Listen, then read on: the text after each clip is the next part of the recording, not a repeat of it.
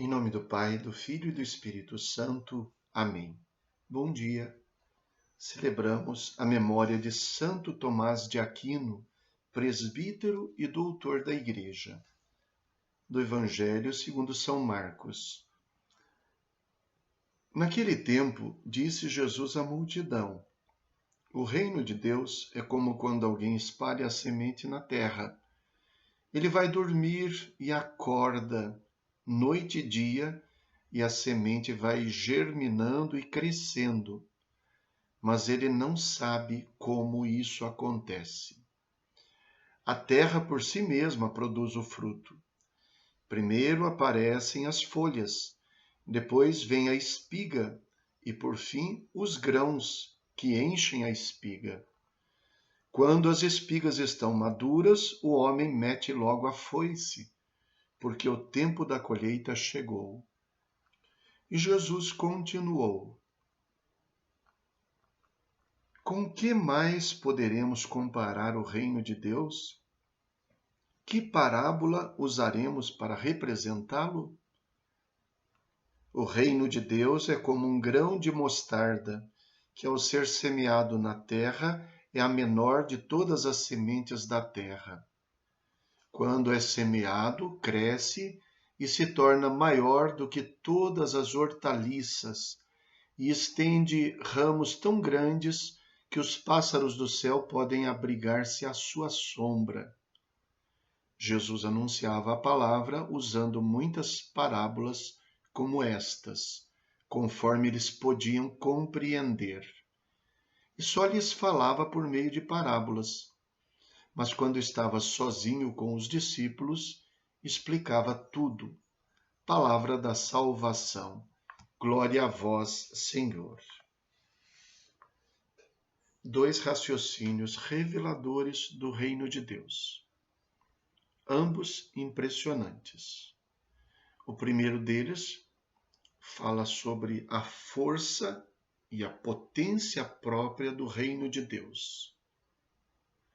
O ser humano semeia o reino de Deus, mas a força do reino de Deus não pertence a ele. Ele apenas semeia. O texto é caprichoso em dizer: ele vai dormir dia e noite, e a semente germina e cresce, e a frase mais importante, na minha opinião. Tudo isso acontece e ele não sabe como isso acontece. Para se falar do reino de Deus, é necessário, em primeiro lugar, compreender o mistério do reino de Deus.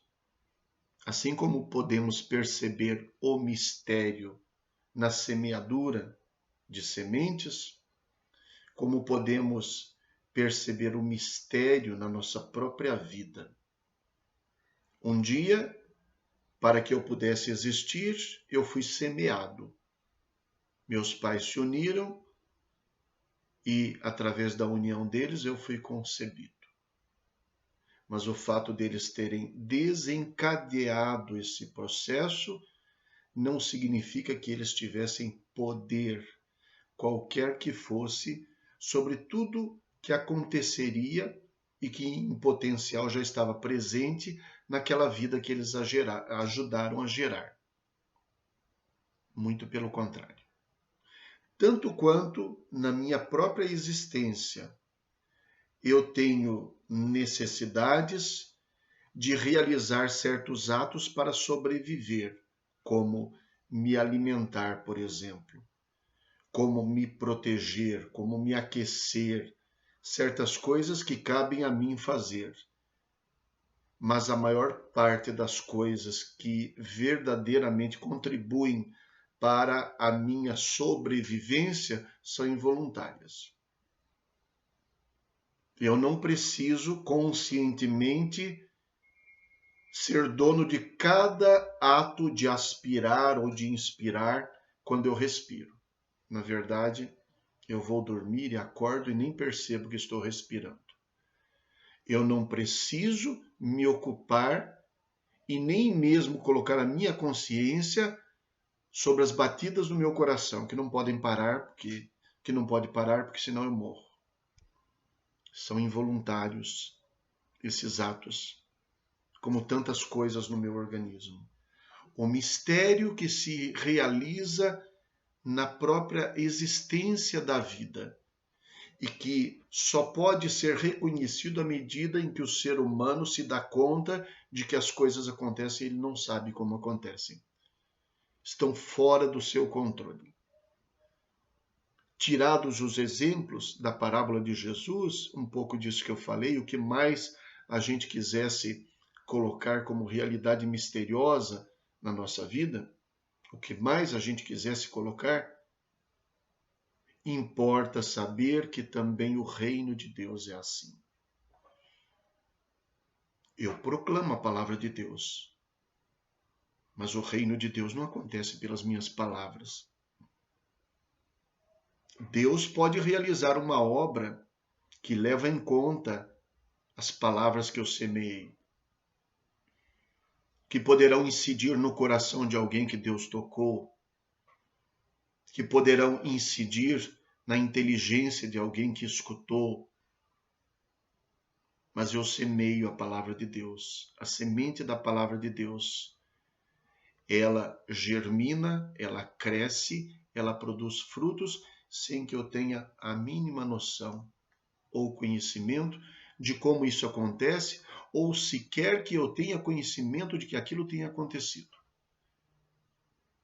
Nem todo mundo que pode ter sido tocado pela minha palavra ou pela sua, vem contar aquilo que sentiu. O reino de Deus tem sua força própria.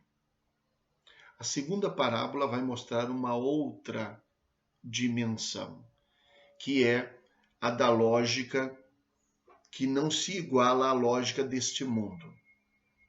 A aparência de fraqueza ou de pequenez não revelam ou não revela a força, o poder, a grandeza do que existe dentro do reino de Deus. Tocar um coração é uma coisa muito mais séria do que ensinar alguma coisa. Às vezes a gente não tem noção de quanto uma simples palavra pode realizar ou ajudar a realizar uma obra maravilhosa. A gente não tem noção do que a santidade, a simplicidade, a humildade de alguém, o gesto valoroso de amor que às vezes é com simplicidade, podem realizar. Nós não temos noção disso. Então, para que a gente possa ser discípulo do reino de Deus, é preciso que a gente se familiarize com o mistério e com a aparência de fraqueza do reino de Deus. É preciso que a gente vislumbre a potência do próprio Deus nas coisas que fazem parte do reino dele. Nem todo mundo consegue compreender. Jesus contava parábolas, de modo que podiam compreender. Mas quando estava só com os discípulos, explicava-lhes, porque às vezes isso aqui parece discurso bonito. Às vezes isso aqui parece coisa que não funciona. Mas o reino de Deus é pródigo em mostrar a sua força, o seu poder, onde ninguém consegue produzir o efeito que ele produz, onde ninguém consegue prever o efeito que ele produz.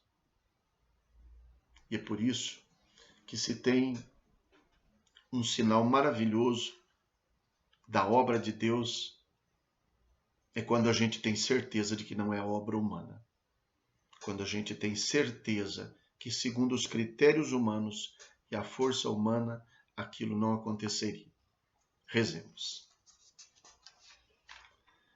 Ó Deus, que tornasse Santo Tomás de Aquino um modelo admirável pela procura da santidade e amor à ciência sagrada.